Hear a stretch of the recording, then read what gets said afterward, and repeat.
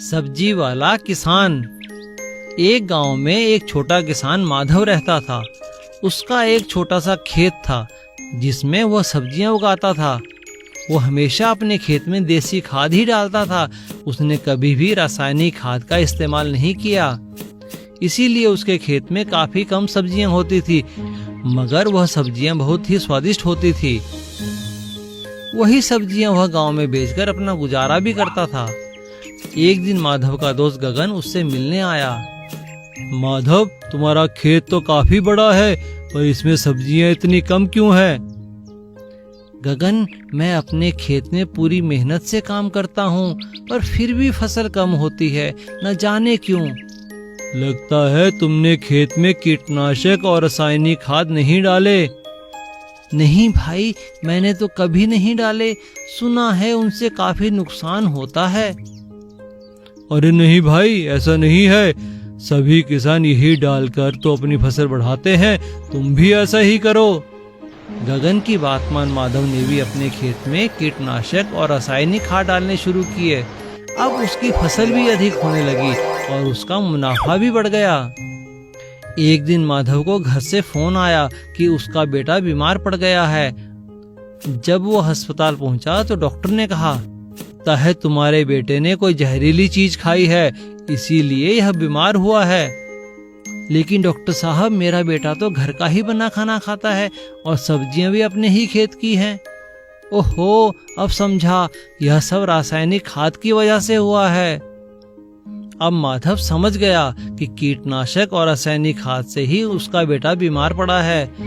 उस दिन के बाद से माधव ने कभी खेत में कीटनाशक और रासायनिक खाद नहीं डाले।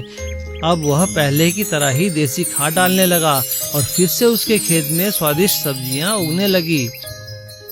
सीख: लालच में आकर किसी की सेहत से खेलना ठीक नहीं है। गन्ने का रस। एक गांव में रामकुमार नाम का एक व्यक्ति रहता था। वो गन्ने का रस बेचता था। उसके गन्ने का रस बहुत ही मीठा और स्वादिष्ट होता था, पर वह खुद बहुत ही कड़वा बोलने वाला और झगड़ालू व्यक्ति था। रामकुमार, तुम्हारे दुकान के गन्ने का रस पीने में बहुत मजा आता है। हाँ हाँ, ठीक है, सभी लोग यह कहते हैं, इसमें नया क्या है? रामकुमार हमेशा परेशान रहता था। ओह, इन ग्राहकों ने तो नाक में दम कर दिया है, थोड़ी भी देर चैन से नहीं बैठने देते। अरे भाई रामकुमार, कहाँ हो? बोलो, क्या बात है? तुमने इस बार भी मेरा कर्जा नहीं चुकाया और ब्याज भी देर से देते हो। हाँ हाँ, तो क्या हुआ, देता हूँ ना। इसमें इतना क्यों सुना रहे हो? मैं तुम्हारे पैसे चुका दूंगा। तुम हर बार यही कहते हो। देखो, मुझे जल्दी से पैसे लौटा दो वरना। हाँ हाँ, क्या वरना? क्या कर लोगे? मुझे धमकी देते हो? तो लो, मैं आज से तुम्हारे पैसे चुकाने से मना करता हूँ। देख लूंगा कैसे नहीं दोगे। अभी हंस रहा हूँ, फिर आऊंगा। ओह, मेरा तो दिमाग ही खराब कर दिया। तभी उसकी दुकान पर एक मंत्री आए। रामकुमार, तुम्हें राजा ने याद किया है। उन्होंने तुमसे 2 बाल्टी गन्ने का रस मंगवाया है। कल दोपहर से पहले रस लेकर पहुंच जाना। हाँ हाँ, पहुंचा दूंगा। दूसरे दिन राजकुमार ने सुबह ही सारा रस निकाल कर रख दिया। फिर वो शंभू गाड़ी वाले का इंतजार करने लगा, जिसमें रखकर वो रस राजमहल पहुंचाता है। जब तक शंभू आएगा, मैं घर जाकर खाना खा लेता हूँ, फिर शंभू के साथ रस को लेकर राजमहल जाऊंगा। थोड़ी ही देर बाद जब राजकुमार वापस आता है तो देखता है दोनों बाल्टी रस गायब है। अरे यह क्या, रस कहाँ चला गया? वो निराश होकर शंभू के साथ राजमहल की ओर चल पड़ता है और वहां जाकर सारी बात मंत्री को बताता है। ठीक है, हम पता लगाएंगे कि चोरी किसने की है। अगले दिन मंत्री सुबह ही राजकुमार के पास पहुंच गया। क्या तुम्हें किसी पे शक है? जी, मुझे मनोज पे शक है। तभी वहां से राजा का हाथी गुजरता है। अरे वाह, क्या ये राजा का हाथी यहाँ भी आता है? हाँ जी, ये तो रोज यहाँ से निकलता है और कई बार रस भी पीना चाहता है। जो भी रस गिर जाता है उसे चाट लेता है। तो लगता है कल भी इसने ही रस पिया है। हाँ, लगता है आप ठीक कह रहे हैं। मैंने अपने गुस्से की वजह से ध्यान नहीं दिया कि हाथी भी यहाँ से गुजरता है। मैं तो यूं ही मनोज पर शक कर रहा था। गुस्से में हम अपने अच्छे संबंधों को भी बिगाड़ लेते हैं। लस्सी का ठेला। एक दफ्तर के बाहर एक आदमी गोपाल लस्सी बेचता था। सभी आसपास के दफ्तरों से लोग उसके पास लस्सी पीने आते थे। गोपाल अपने आलस के चलते लस्सी के लिए दही खुद नहीं बनाता था। वो एक दूध बेचने वाले रघु से दही खरीदता था। रघु कभी उसे अच्छा दही देता तो कभी खट्टा दही देता। एक दिन गोपाल ने रघु से कहा, अरे रघु, यह क्या, कल तुमने बहुत खट्टी दही बनाई थी। इस तरह तो मेरे सभी ग्राहक भाग जाएंगे। मुझे मीठे दही से लस्सी बनानी पड़ती है, जरा सुधर जाओ।